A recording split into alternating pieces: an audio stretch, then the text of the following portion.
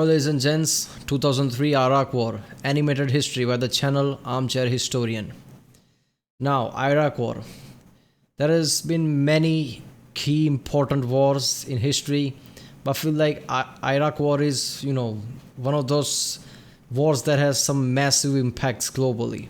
So I think that everyone should know a bit about Iraq War here and there. So I have some knowledge about this. So before I start the video, I'm gonna say what I know about it. If it's correct or not, I don't know, we'll see in the video. But Iraq War. I think Iraq War started when the Bush organization claimed that Saddam Hussein has weapon of mass destruction. It just means has a tons of nuclear weapons, chemical weapons, biological weapons, things like that. And that Saddam Hussein is also funding Al-Qaeda, the terrorist organization. And remember, this is back in 2003.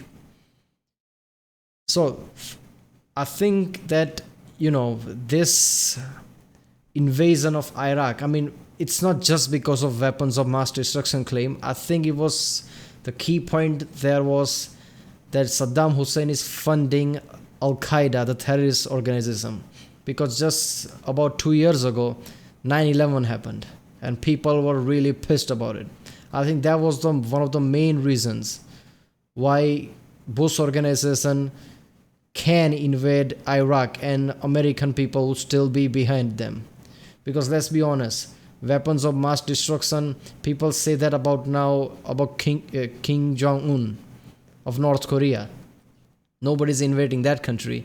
So I don't think weapons of mass destruction was the alone claim on which Bush organization could have invaded Iraq. I think it was that Saddam Hussein is funding and helping Al-Qaeda, the terrorist organization. That was one of the main thing that got the people behind them. Even though there was lots of protests, Bush could have invade the country without much of a massive backlash because of that claim. Now, what happened was afterwards they learned that there was no weapons of mass destruction. Saddam Hussein didn't have them, and Saddam Hussein had no relations with Al-Qaeda. So what basically happened was George Bush and his organization basically used these two false claims to invade Iraq because of, I think, two reasons. One was something related to his father, the former president, some personal history between them. And second was, I think, the need of oil. Iraq had a lot of oil and US was in oil crisis. So this is the two claims that people come up with, that was the main reason behind the war. And all the other reasons were just, false things. Just said that so they could invade Iraq without much of a backlash. Now this is what I heard from people and read in the years before. So I had some knowledge about it. Now how much of this is true, how much of this is false, I don't know. I guess we'll see in this video. Alright, so let's watch the video.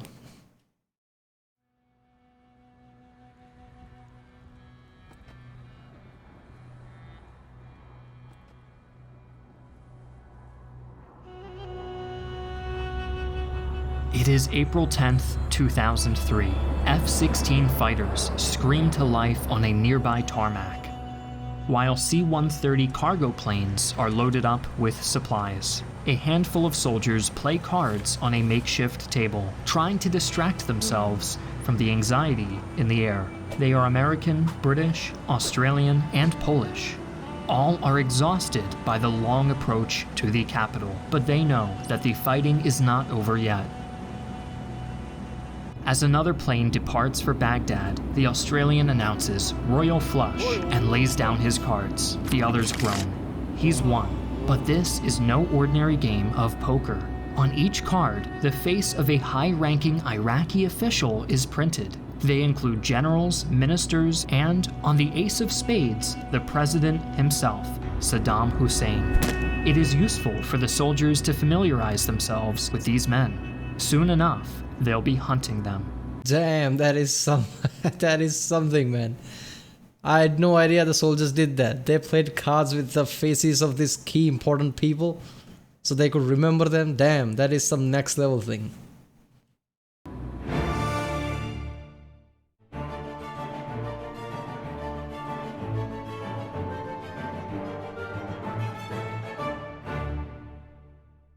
Before we begin, I'd like to briefly talk about today's sponsor, Blinkist. A common dilemma our researchers face is an overload of information. Although it's never been easier to acquire it, the sheer amount of data available on the internet often makes it hard to gather the key points needed for an accurate depiction of events. But fortunately, Blinkist provides an excellent solution by providing condensed but accurate summaries of over 3,000 books by notable authors that they can cancel.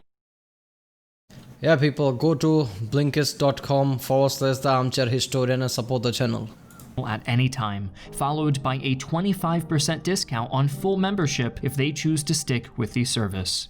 Hi, I'm Griffin Johnson, the Armchair Historian.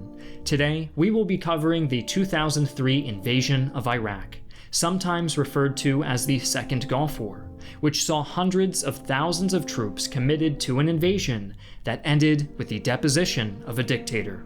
While we will cover some of the political background and context of this much-discussed conflict, this video will primarily focus on the combat, maneuvers, and objectives of the momentous invasion that sparked an 8-year occupation and insurgency. But first, if you haven't had the chance to check out our video on the first Iraq War, here is a quick recap. After it ended with Iraqi forces being expelled from Kuwait, the US soldiers sought to protect Kurdish and Shiite minorities in Iraq by enforcing no-fly zones and launching airstrikes against strategic sites such as oil fields and military bases.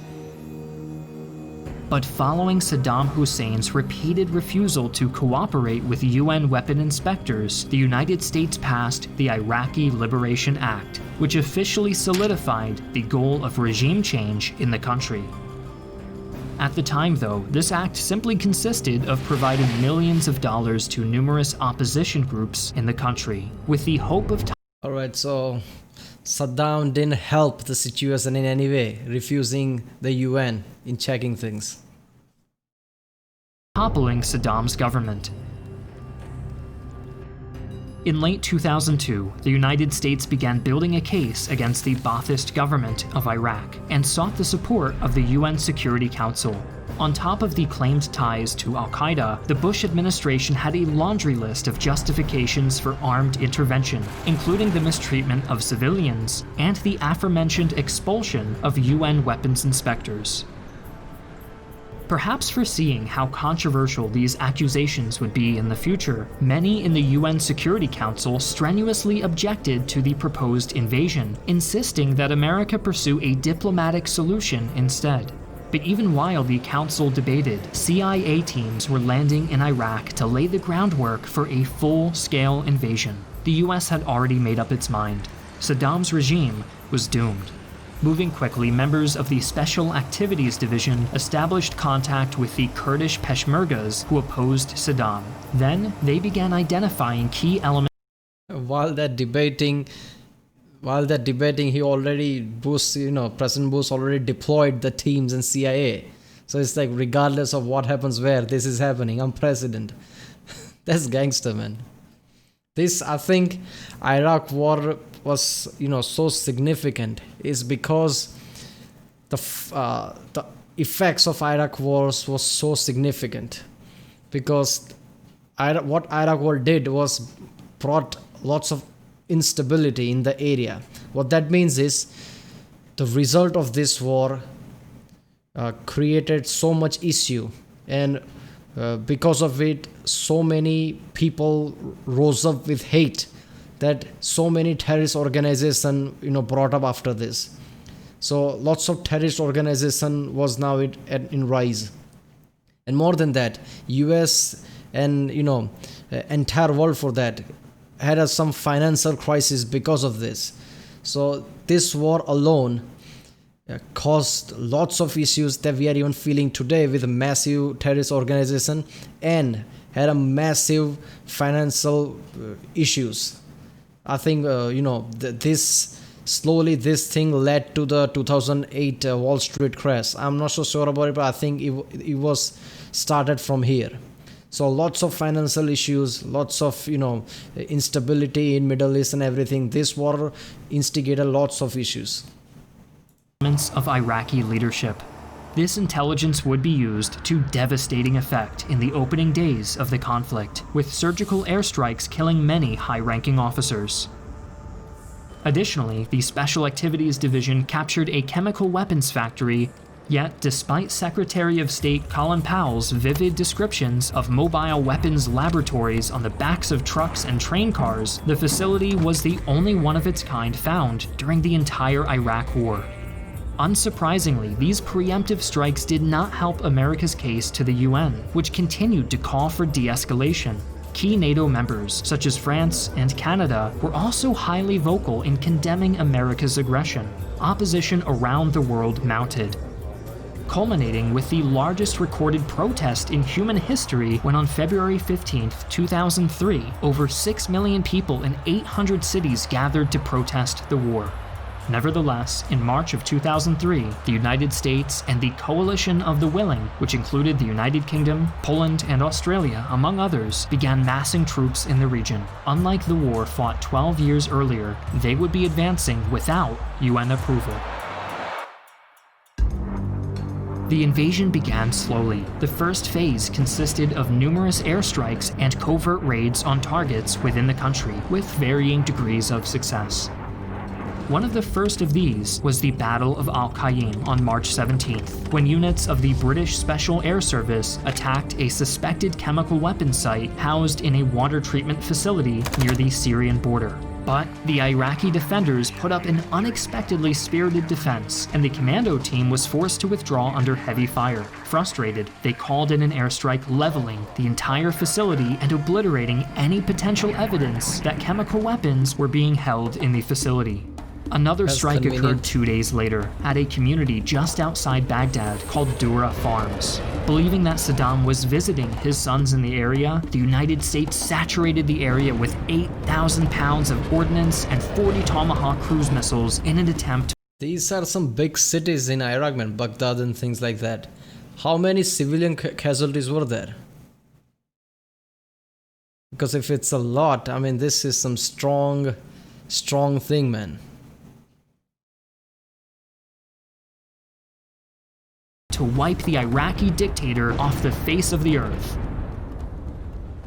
However, every single satellite-guided warhead missed its target, and as a result, over a dozen civilians were injured and one killed. To complete the debacle, it was later discovered that Saddam's last visit to the area had been nearly a decade ago. Despite these issues, the main invasion was finally getting underway. Based on the precedent set in the first Gulf War and Afghanistan, most observers had expected. Alright, you know what? I don't know if Bush had proper intelligence about WMD and Al-Qaeda relations or whatever, or was all those was just lies. Even if this was the evidence that they got or intel that they got, the way they are operating here is really bad, man. Especially for United States, UK, and other Austria and other this coalition. These are some major countries who should have better intel. They just thought that Saddam Hussein visited there, even though he hasn't been there for 10 years, and they just bombed the place without even thinking about human civilian casualties. Lots of people got injured, and the missiles even missed its original target. I mean, this is too sloppy for countries like this. I understand why people are really pissed about why Bush did this attack. Because even if it was with better intel and more coordinated than it was, maybe people would have been less pissed than they are. But this was seriously sloppy. A lengthy period of aerial bombardment before any ground offensive. However, the coalition instead opted to launch a rapid air and ground campaign that would avoid most urban areas and focus on decapitating the Iraqi government. This tactic, later called shock and awe, was chosen for two reasons. First, American leaders assumed that if the command structure was eliminated, organized resistance would disintegrate. Second, it was hoped that the civilian population would support the Americans as liberators. Secretary of Defense Donald Rumsfeld was particularly optimistic about this, stating, "There will be Iraqis who offer not only to help us, but to help liberate the country and free the Iraqi people." As we will Yeah, I mean, let's say Iraqi people hated Saddam Hussein. Still, they're not going to trust a foreign country who suddenly just came unannounced and started bombing the place without even thinking, injuring a lot of Iraqi people and killing even some of them. This sends a message that we don't much care about you Iraqi civilians much. We just want to overthrow Saddam Hussein. Why would Iraqi people would then be happy that you came? So of course that didn't happen. I'm pretty sure that didn't happen. We'll see this wasn't totally the case. On the night of March 19th, members of the 160th Airborne, known as the Night Stalkers, destroyed more than 70 Iraqi military outposts along the southern and western borders. With the path cleared, coalition forces advanced from Kuwait in two prongs, one directed north and one south. A combined air and amphibious assault was also launched on the Al-Faw Peninsula on March 20th. With the goal of securing the critical oil infrastructure located there. American, British, and Polish commandos all worked tirelessly to capture the offshore platforms before they could be sabotaged by the defenders. Despite significant resistance from entrenched Iraqis supported by artillery fire, the teams were able to secure the peninsula after a grueling 3-day battle. Their efforts likely prevented a major ecological disaster and saved billions of dollars worth of equipment that Saddam would otherwise have destroyed in a petty act of revenge.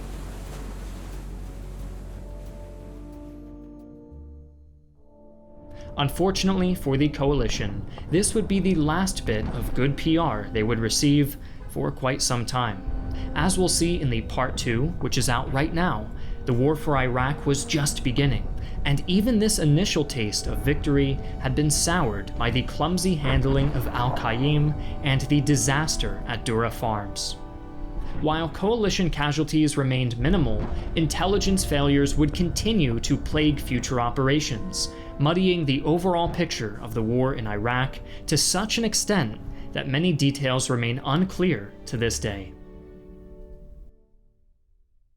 Thanks to Blinkist for sponsoring this video.